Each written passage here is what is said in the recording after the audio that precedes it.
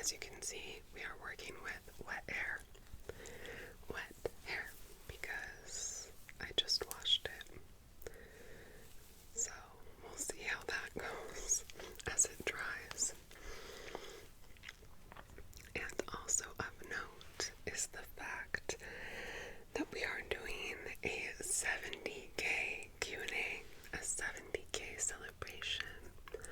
70K is insane to me. It's insane. So I just want to start by saying thank you so much for being here. Some of you have been here for a very, very long time, and I appreciate you so much. And for those of you who have found this channel more recently, I also appreciate you. Thank you for being here. Thank you for sticking around. I just thank you. And finally, also to everyone who has been commenting at all, or just commenting little rockets of support. Enormous thanks. 70 is such a big number, and I honestly thought it was not in the cards for this channel, but here we are. So I asked for questions for a Q&A, and you guys really delivered. For those of you who asked several questions, I think I'm going to be choosing just one question from the batch, and I didn't mention sharing anyone's name on here, so I'm gonna leave the names out of it just because we didn't talk about that.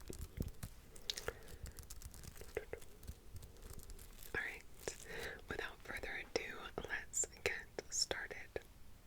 Okay, someone asked, I remember a video of yours about a graphic novel, and I believe you said you don't make many of those because they don't get as much engagement.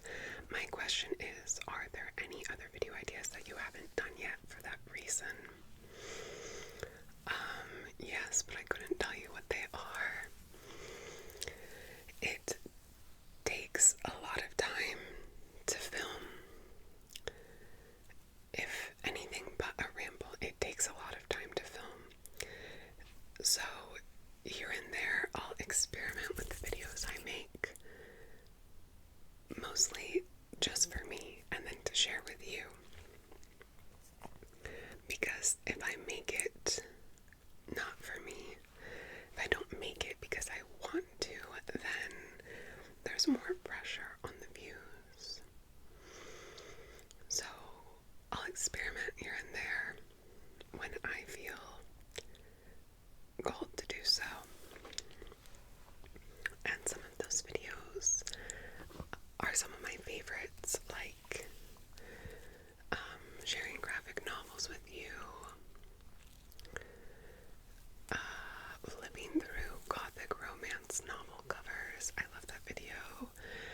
The book of Japanese manhole covers. I love that video too. My bonsai garden tour with my dad. I love that video. I was really excited about all of those, and I'm glad that I filmed them. But also, based on engagement or lack thereof, I don't plan on filming any part twos. It's kind of related to views, but it's not really about views. It's about the audience, or the lack thereof again. If there's not a lot of interest in a video, sometimes it feels like, why make another, like, for what audience? And because it takes a good amount of time to pull it together, any video idea, to film it, to edit it, to upload it, to prep it for posting and all of that, I want to use my time in the most,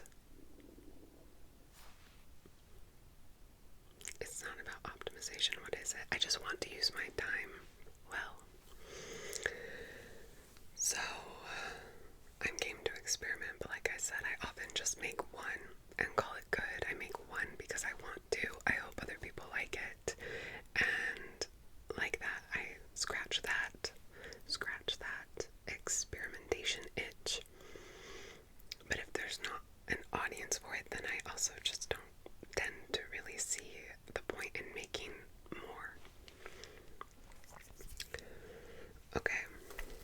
spirit of milestones, my question for you is, what is one milestone in your life you're most proud of, and why?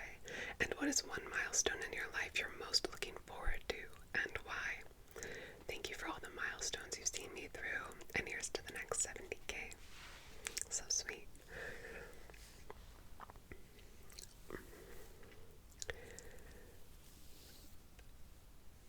This one might sound a little, I don't know if other people would expect this, but a milestone I'm really proud of is getting a dog. Getting a dog. Not because it's like a huge thing, it's a huge responsibility, but it's a very accessible goal to reach, or goal to reach. But I feel so grateful to have reached it, or to have been able to bring that into my life, because for ages I've been wanting a dog, like bad, really wanting a dog, but it was never the right time. I didn't have the space, or honestly consistent enough income, or I was moving a lot, traveling a lot for work. And so when my partner and I got our dog, like, it was so many years in the making, and it's just been such a pleasure to have a dog, to take care of her, to play with her, to bond with her, to train her. And because I wanted it for so long, then to like cross that threshold into having it was just a really important milestone for me, and a really important event in my life. And then the next milestone I'm looking forward to would be related to my career. Okay, a little batch of questions. I'm gonna choose. Have you ever gone to a book reading or an author meet and greet? Author meet and greet, no. Book readings, yes. Yes. But not very many. I've seen Mauve speak. My friend had an extra ticket. The person she was going with had to cancel, and so I went. I've seen, I always forget how you say it, Jenny O'Fell, I think you say, who wrote Weather and Department of Speculation. I saw her speak. She was fantastic, and she was so much taller than I thought she would be. I just didn't know. And I've seen Gia Tolentino speak around the time she published Trick Mirror. So I enjoy doing that, but I don't do it very often.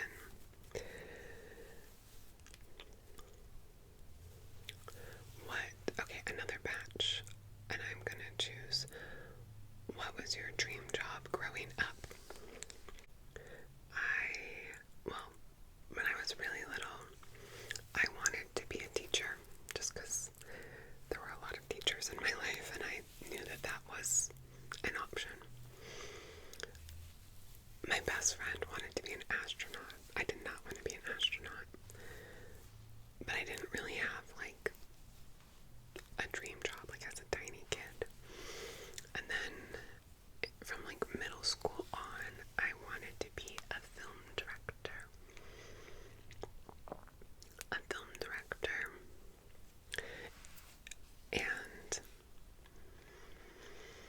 And I wanted to be a documentarian really badly in high school, like to go find stories and to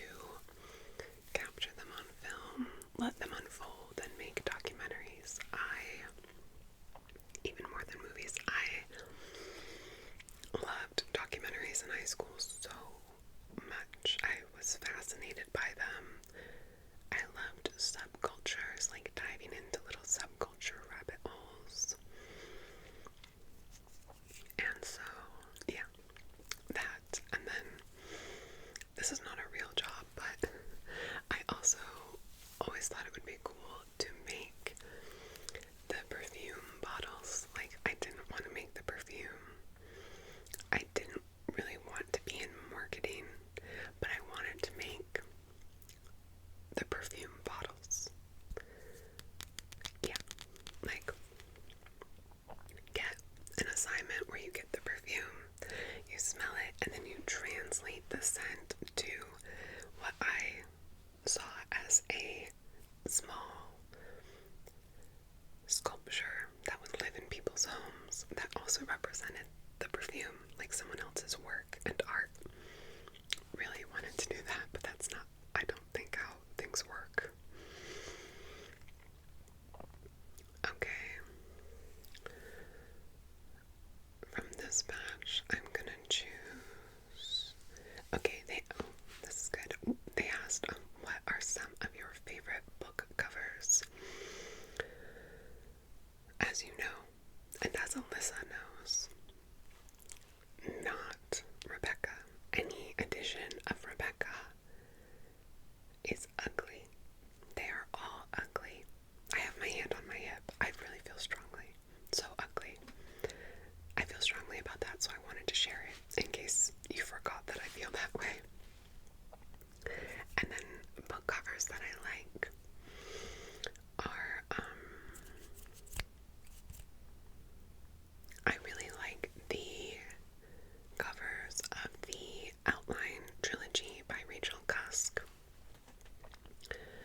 They each have a photo on them of like a shell on the beach or an airplane window, or I'm forgetting the third at the moment, but it's less about the photo and more about the design and more about the broader design decisions, like the texture of the paper. The photos are glossy, and then the white paper around it is slightly textured, and the font for the author's name in the title is a nice, clear, bold black print, and it's slightly raised, and I think also has a little spot gloss on it, but I'm not sure.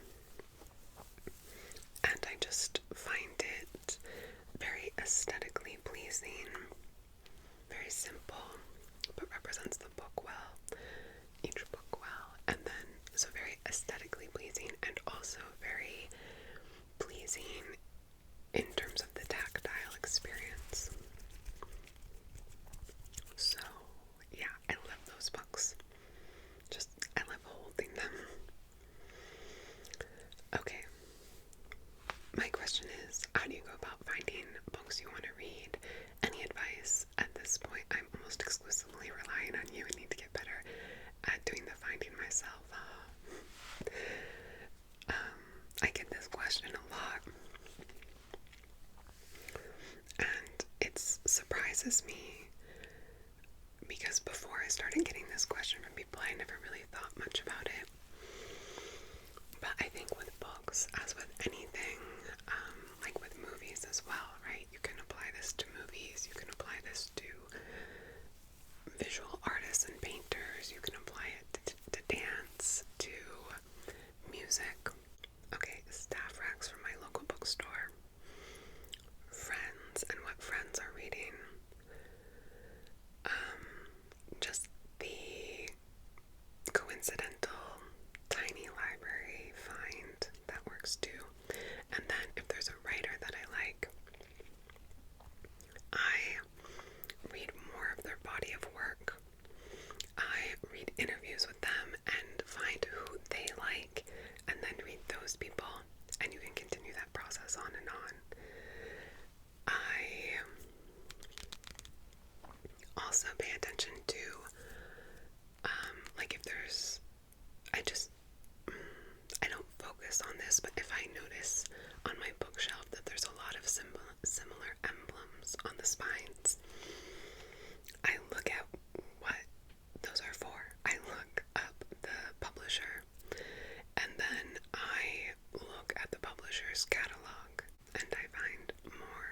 suggestions that way as well. So basically, staff recommendations, friends, just random being out in the world, finding loose books, reading an author's body of work, reading interviews with an author to see who else they read, and seeing what else is published by the same people who publish the books that you most love. That's what I do. Okay. This is a good question because it seems easy, but then it made me think. If you could only rewatch 5 TV shows again and again, while still being able to watch new ones just without rewatching, which 5 would you choose and why? It seems easy. It seemed easy, and then I thought about it, and then I had too many, so I had to narrow it down. Okay. The Sopranos. 6 Feet Under. I love those characters. Fleabag. So well written. Twin Peaks for the mood. And Arrested Development, I think, is freaking hilarious. I'm glad I prepared. Alright, this person says, my question is a little random, I think, but I wanted to ask just because you seem to have a good head on your shoulders. Thank you. And it feels like watching a big sister. I'm almost done with university, so I was wondering if you had any advice on life after university and tackling full-time adult life. A little TMI, I am an intern, so I do work and study, but I don't really see myself doing the work I've been doing long term, so I'm just starting to freak out a little because I have no idea what I want to do with my life after uni. Okay.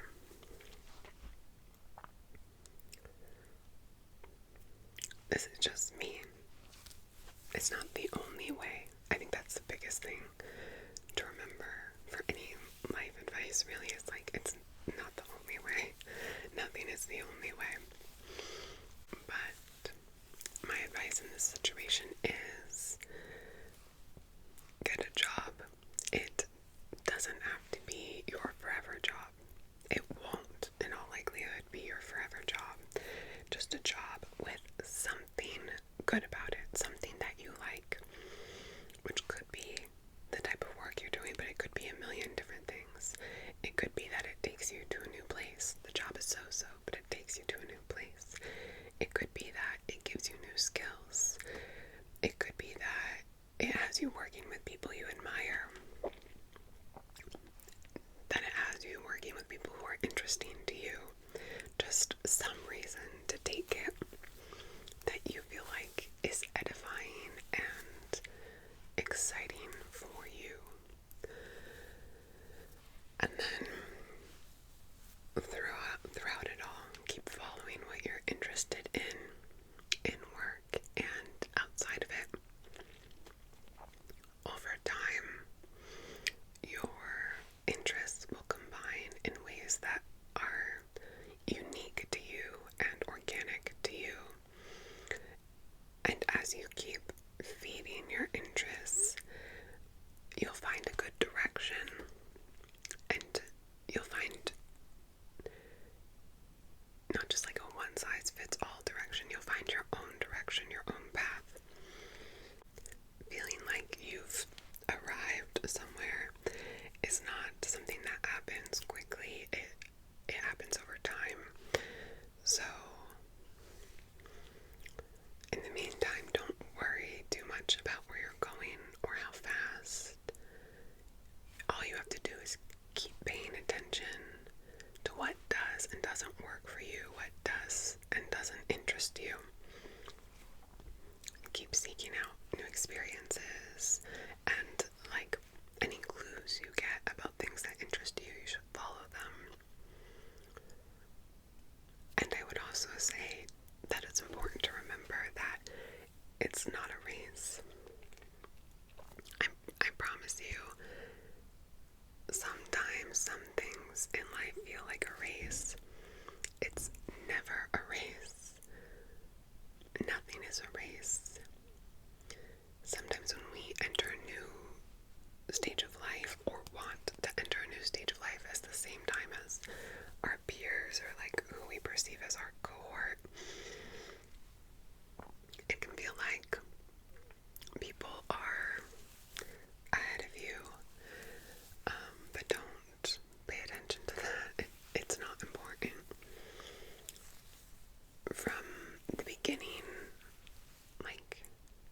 will look like there's only one way forward, and like progress to reach that goal is linear, and that progress to reach that goal will be the same for everyone, and it's really not that way. The people who seem like they are ahead of you, it doesn't matter. Some of them will stay ahead of you, some of them will make great progress, and then, take a couple steps backwards. Everyone's on their own path, none of them are linear. Many people will change course along the way. So, in short, there is no ahead. It's not linear, it's not a race. Life is funny, and life will take a million different shapes for each of you. So don't worry what anyone else is doing. Yeah, that's my advice. Alright, from this batch. Okay, I'm gonna take, what are your thoughts on the current state of AI? Where do you think it is going?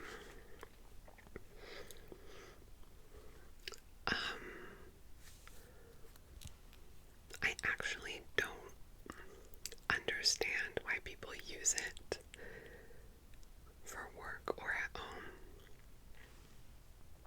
I do think in the future or now it may be helpful for certain medical and scientific advancements, but in terms of how it's being shoved down our throats for work and at home, I genuinely don't understand why people use it. It's like optimization for what? Endless information for what? Endless information at our fingertips is not inherently better, I would say. Like instant generation or instant creation in terms of the creative aspect of AI.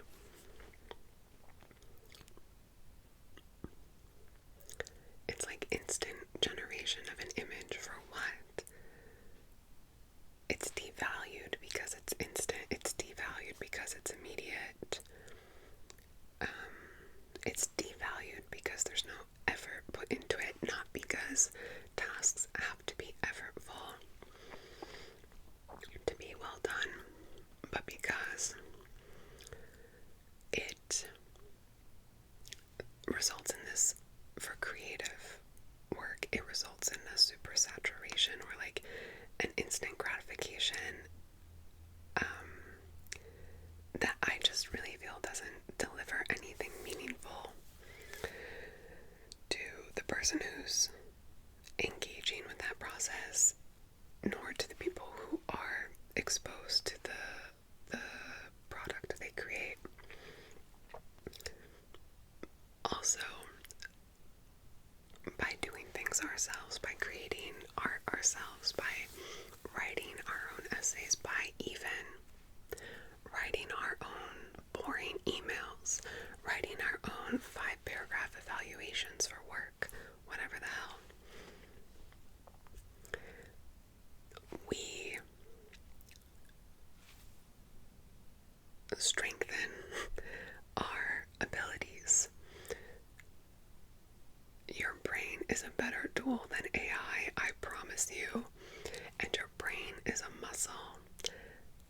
Use it. Use it or lose it. Like even using AI to write emails, I'm like, for me personally, writing clearly is practicing thinking clearly, and I think it's really important to keep practicing that. To preserve that ability, to strengthen that ability, and to preserve our inclination to think for ourselves. Because if you stop thinking for yourself, you give up all of your power.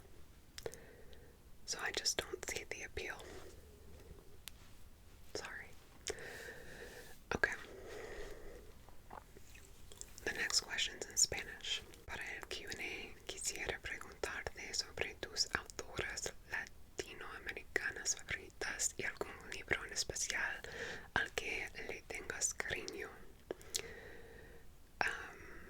I'm going to say anything by Nora Lang. Hay un libro que se llama Personas en la Sala por Nora Lang y es lo más, básicamente. People in the Room by Nora Lang. Okay. Congratulations for a question.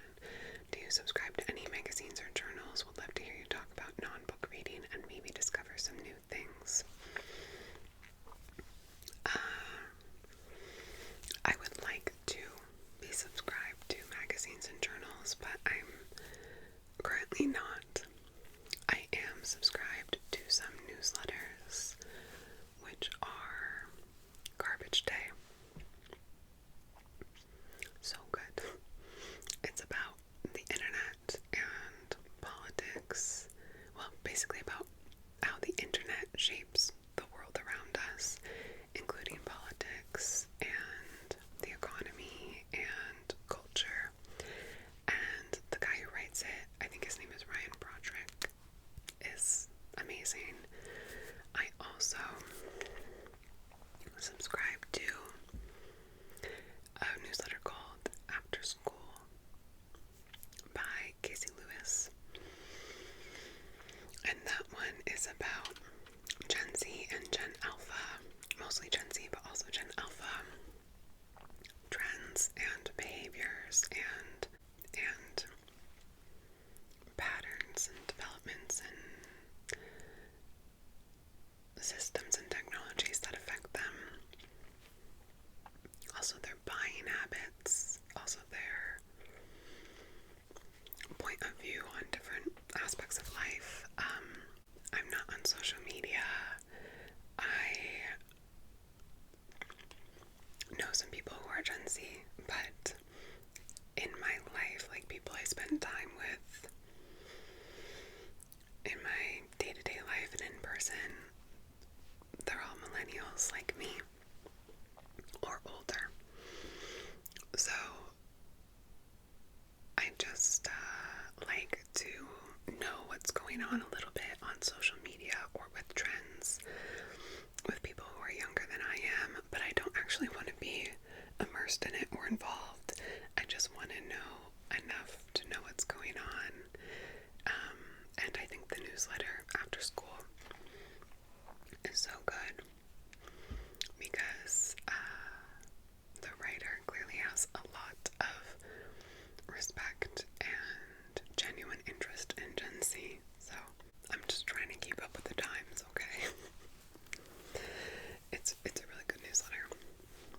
Okay. And then moving on now to the questions from my community post. Those other ones were from a video where I invited Q&A questions. So, also in this section there were a fair amount of questions about tarot. And I've been getting a lot of questions about tarot in general lately, so I'm setting those aside to do a tarot Q&A at a later date. So if you asked a tarot specific question, it will be in that future video. I did leave one question in about tarot because it was really fun and quick and just like about favorites. It was quick. So, okay.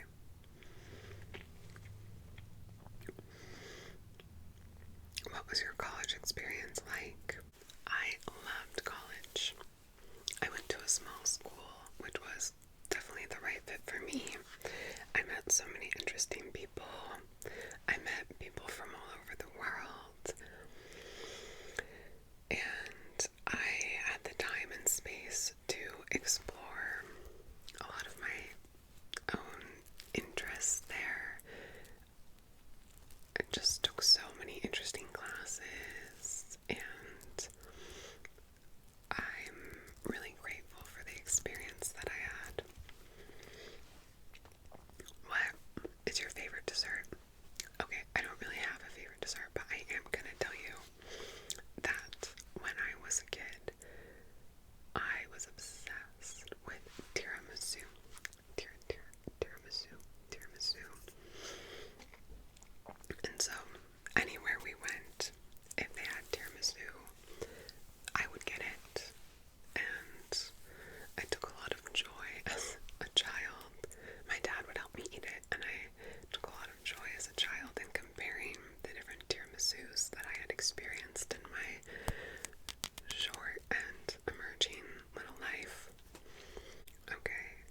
this batch of questions. I'm gonna take two, but one I'm just gonna say is on Patreon. They asked, how did you meet your partner? I have a Q&A with my partner on Patreon, and he has a really good whisper, by the way. And I also have a video on there about how we met. I think it's called like something about like showing up. So if you're interested, that is there. The other question I'm gonna take from this batch is, what is something new that you want to learn? Okay, I don't have the space for this right now, I feel, or really the time.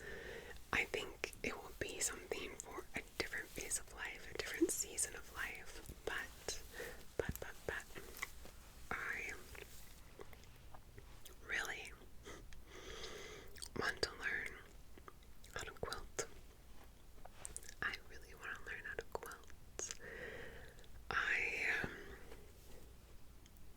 think it would be so fun to make quilts and color block in that way. I love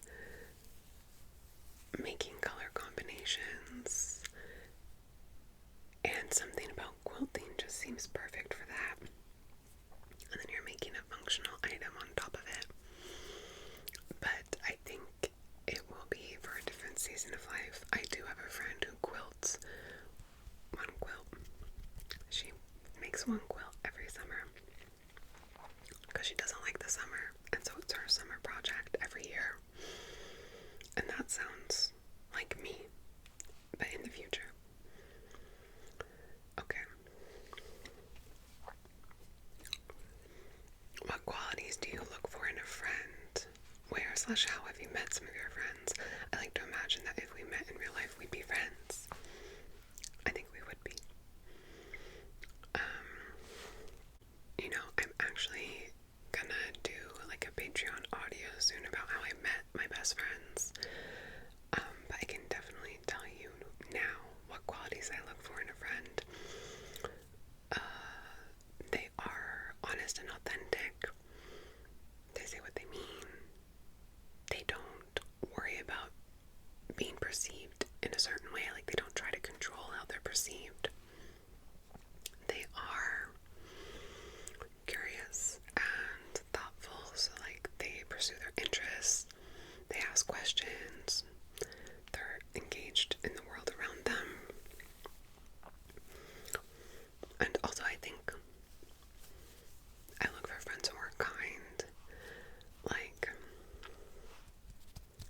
it's not that they're little goody two-shoes. We can definitely sit around and hate a little when we're not in mixed company. But ultimately, they're kind to others. They're not petty. They don't think they're better than other people. My friends tend to be creative, but not always. And I think something else they have in common is that none of them are big consumers. None of them are super materialistic. Which isn't to say that they don't buy things or don't enjoy nice things, but none of them really chase trends. They all have their own style. None of them buy more than they need. They might spend a lot on a certain thing if that's what they're about, but it's always like a thoughtful purchase. And none of them are, worried about being perceived as cool. Thank God, right? That's what I would say. Okay. Another batch here. Where do you get inspiration for your style? Be it home decor, clothes, perfumes, etc.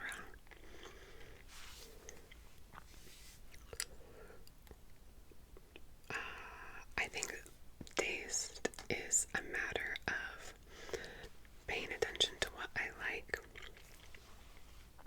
and then finding fun ways to pull those things together. I think the most interesting styles and instances of self-expression in your home or on your body or whatever come from being in the world and kind of catching in your net things that pique your interest. They also asked, which I'm going to answer, what are some non-negotiables for you regarding your routines? I love routines, so I can't not answer this question. Okay, when I need to do deep work, like work requiring deep focus, it has to happen in the morning. It must happen in the morning. It must. And I need to run 2 to 3 times a week. Otherwise, I feel off. I don't care about the weather. I need to run. And the only exception to this, I mean, ideally 3 times a week, but I'll take 2, if there's a holiday. The only exception to that is when I'm on vacation, which is a fine reason, or of course when I'm sick, which is a bummer reason, and then because I can't run, I feel even more off. But beyond that, I gotta clear my head by running.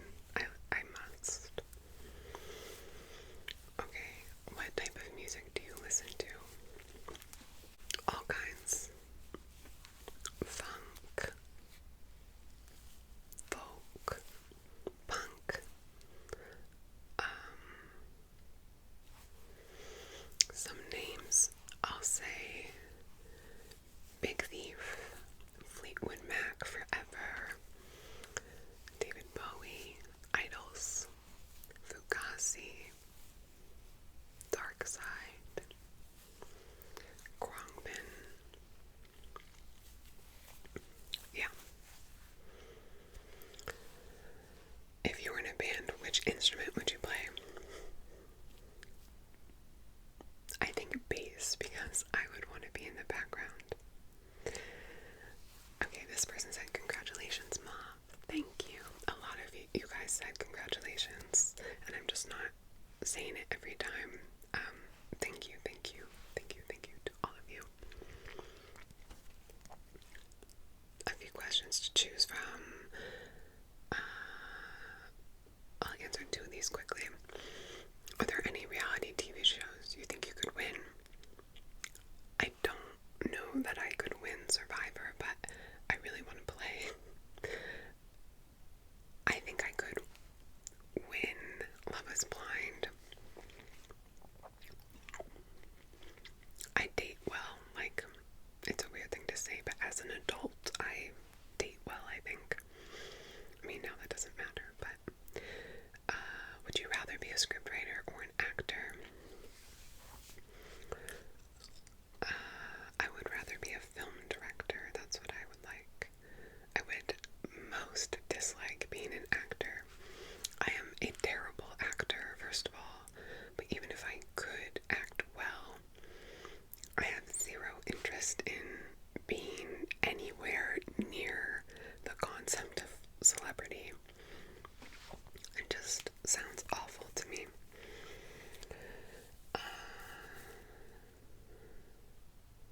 Okay, would you do more record store role plays on your channel? And happy 7 years on your channel. Thank you. I don't know what happened, but I lost interest in role plays, so I don't do them anymore. So the answer to that for now is no. But who knows, maybe it will change again in the future. This person asked, did you ever pursue graduate school? If so, what did you study there? I did go to grad school. I'm not going to say for what, but I really liked it. I had a good experience. And then they asked, how much would you say your background in linguistics affects how you interact with different forms of media? I would say linguistics, because I studied linguistics.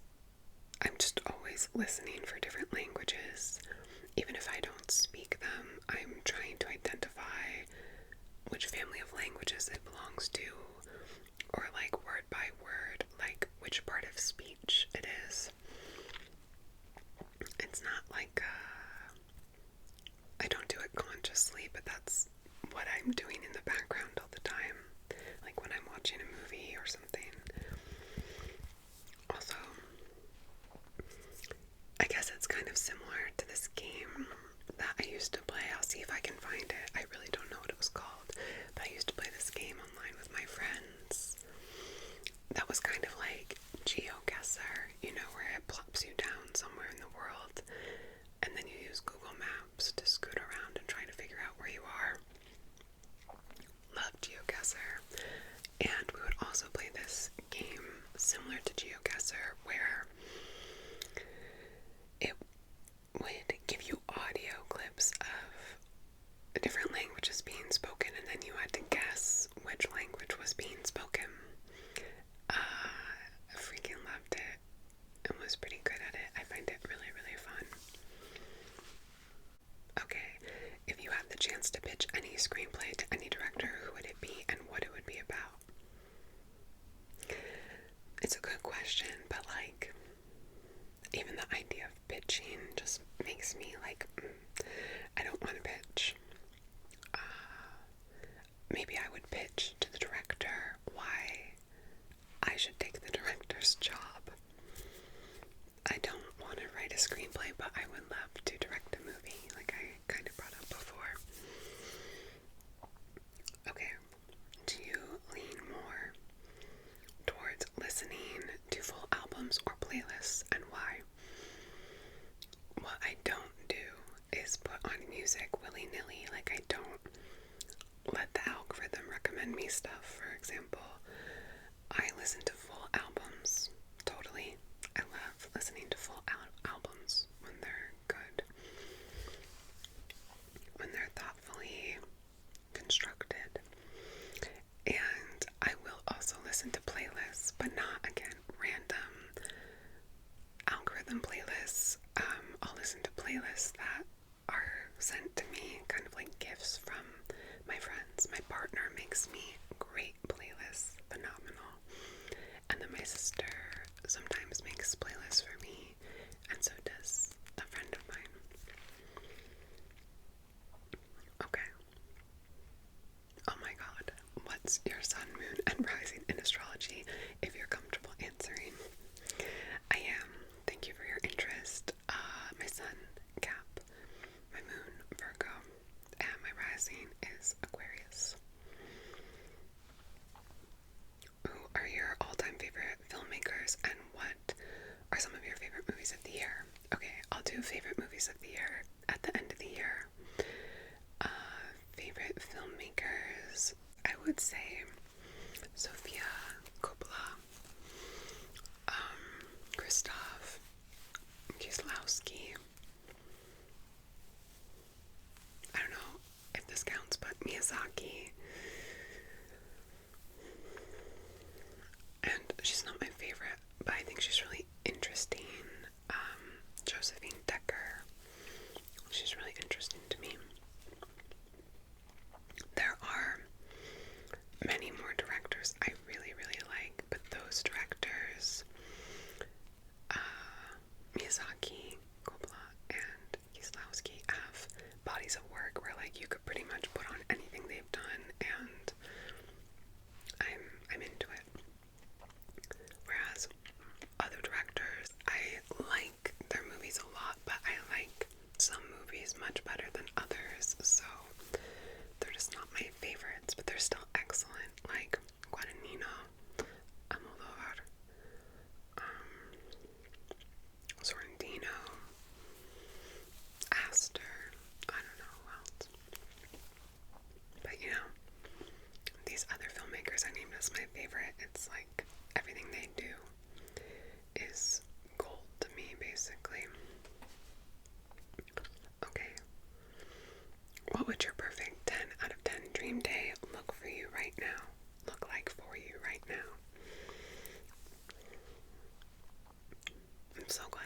almost. It's fall. It's not hot. It's not hot. It's not hot. I go for a run in the morning outside among the trees. Then I go to an art museum with my partner. We have lunch out somewhere fun, low-key, light. Come home, walk the dog, spend the afternoon reading, and then at night go, I don't know, like to a movie at a small theater with friends. And we get dinner afterwards. Again, I think something not that fancy, like maybe tacos. And have like a drink or two, margaritas, or if it's not tacos, then like martinis. And I go to sleep at a decent hour. That's a dream day. What are your must-read feminist books? All About Love, phenomenal. A Room of One's Own. And I also really liked, it's been a while since I've read it, but Men Explain Things to Me and The Cost of Living. The Cost of Living by Deborah Levy. If you had to live abroad again, where would you like to go? I would love to live somewhere in France. Possibly not Paris, even though Paris is great, but somewhere in France. Yeah, somewhere in France that's just a little less city than Paris is more my speed.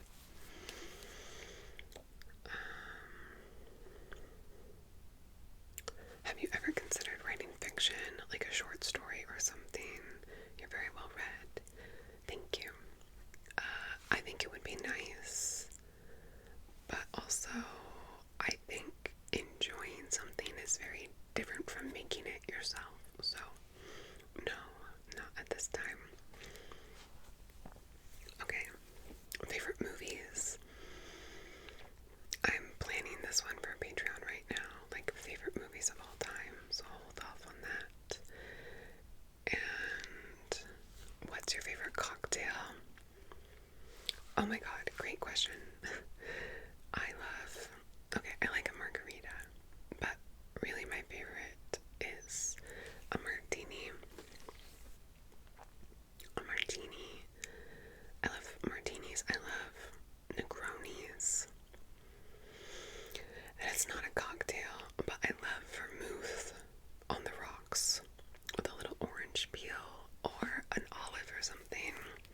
I love vermouth. I love it. I love it. Which 3 tarot decks would you take to a lonely island? Oracles included. So I want a little bit of diversity, or like, gotta cover some ground, you know? Not all the same. So I would pick Inversion Tarot, which is a Marseille style little deck in a tin. And then I would take Outgrow Yourself, which is like a hybrid tarot or oracle, but I like to use it as an oracle. The messages are really good. And then maybe I would take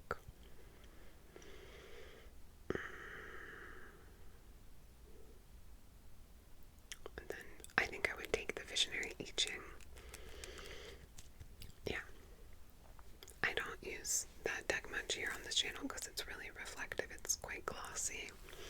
But the Visionary I Ching is a gorgeous, truthful deck. It's really good for kind of observing different paces and phases of life. Okay. What advice would you give to your 19-year-old self? Don't sweat the small stuff. This thing that's stressing you out, if it's not going to matter in 2 years, don't lose sleep over it.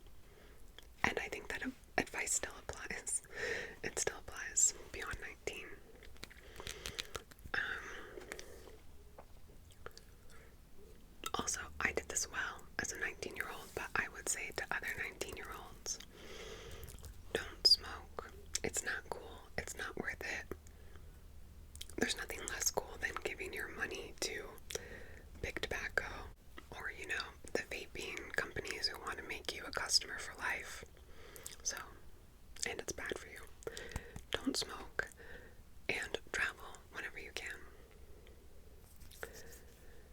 Okay, crunchy or smooth peanut butter. As a kid, I was big into crunchy, but these days, I'm smooth. I'm smooth, team smooth. I'll eat both though. And then the last question is, what is your comfort film? 300%